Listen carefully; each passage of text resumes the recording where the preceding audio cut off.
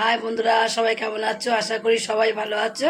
ঝর্ণা kitchen নতুন একটা recipe নিয়ে এসেছি। আজকে আমি এই বেলে মাছ রান্না করব বেগুন দিয়ে, চচ্চড়ি করব বেগুন দিয়ে।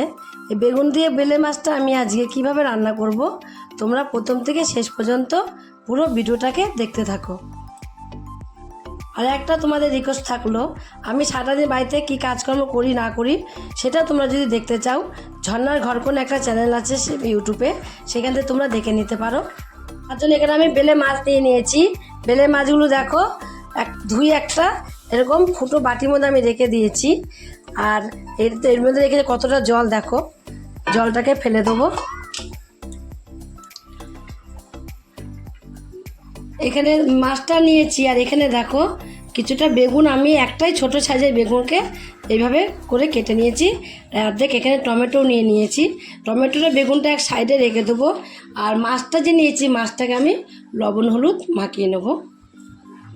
লবণ আর হলুদ দিয়ে মাখিয়ে এক সাইডে রেখে দেবো। ওইদিকে আমি মাছগুলো লবণ হলুদ মাখিয়ে এক সাইডে রেখে তত সময় এখানে আমি গ্যাসে একটা কড়াই বসিয়ে দিয়েছি। কড়াইটাকে ভালোভাবে গরম করে নিয়েছি। এবার তেল দিয়ে দেবো। তেলটা দিয়েও একটু গরম করে নেবো সামান্য। কড়াইটা ভালো করে না তাতে তাহলে কিন্তু মাছগুলো ভাজার সময় ভেঙে যেতে পারে। তাহলে ভালোভাবে কড়াইটাকে তেতে তারপরে তেল দিয়েছি। তেলটাও দেখো গরম হয়ে গেছে। অল্প অল্প করে মাছ আমি এর মধ্যে দিয়ে দেবো। বেলে মাছ অনেক রকমই আছে, বড় সাইজেরও আছে, ছোট সাইজেরও আছে। আমি বড় সাইজে নিয়ে নিই, দেখো একদম ছোট যেগুলো সেগুলো নিয়েছি। দেখো এক পাশে হয়ে যাবে, এভাবে উল্টিয়ে দেবো। উল্টিয়ে দিয়ে ভালোভাবে মাছগুলোকে উল্টে পাল্টিয়ে ভেজে নেব।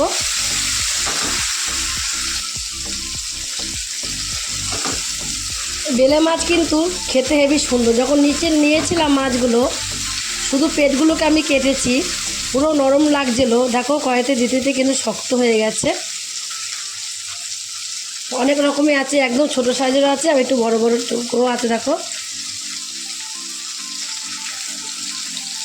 ভালোভাবে মাছগুলোকে ভেজে নিয়েছি। দু পিঠি মাছগুলো ভালো করে ভেজে নেওয়া হয়ে গেছে। এবার এই মাছগুলোকে আমি তুলে নেব।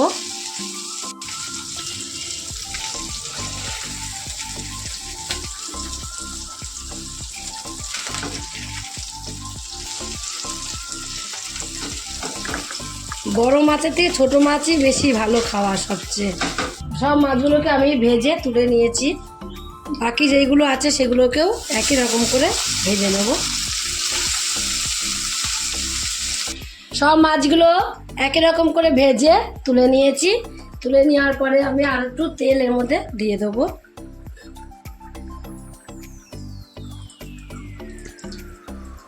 তেলটা গরম হয়ে গেলে কটা কালো জিরে এখানে আমি ফোড়নে দিয়ে দেবো। কালো জিরেটাকে ফোড়নে দিয়ে একটু ভেজে নেব। একটা পেঁয়াজ এখানে কেটে নিয়েছি ছোটো সাইজের, একটু বড় বড় করে কেটেছি, একদম ছোট করে কিন্তু কাটিনি পেঁয়াজগুলো। দেখো পেঁয়াজগুলো একটু ভেজে নেব। পেঁয়াজটা যে একটু ভাজা হয়ে যাবে, হালকা করে ভেজে নেব পেঁয়াজটাকে। পেঁয়াজটাকে ভাজা হয়ে গেলে এখানে কাঁচা লঙ্কা চিড়ে নিয়েছি, কাঁচা লঙ্কা কটাও দিয়ে দেবো।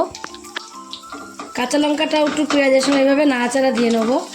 নাড়াচাড়া দেওয়ার পর এখানে আমি যে বেগুন কেটে রেখে দিয়েছিলাম, সেই বেগুনটাকে দিয়ে দেবো। বেগুনটাকেও আমি একটু পেঁয়াজের সাথে ভেজে নেব।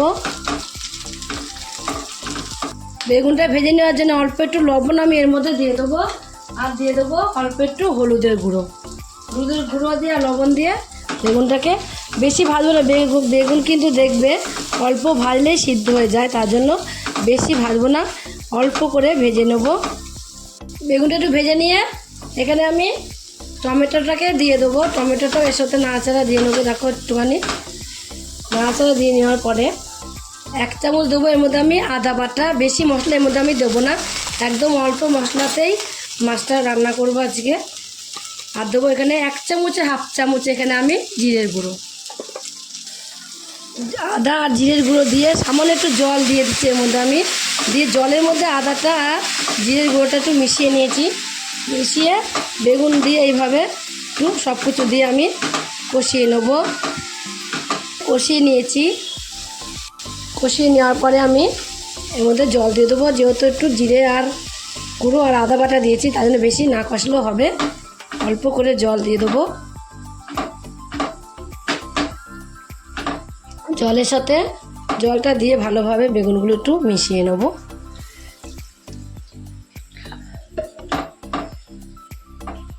একদম গামাকা করব, তার জন্য সামান্য জল দিয়েছি।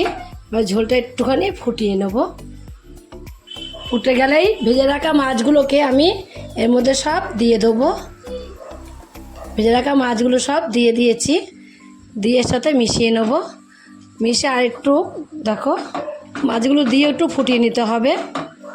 গ্যাসটাকে একটু লো ফ্লেমে দিয়ে ফুটিয়ে নেব।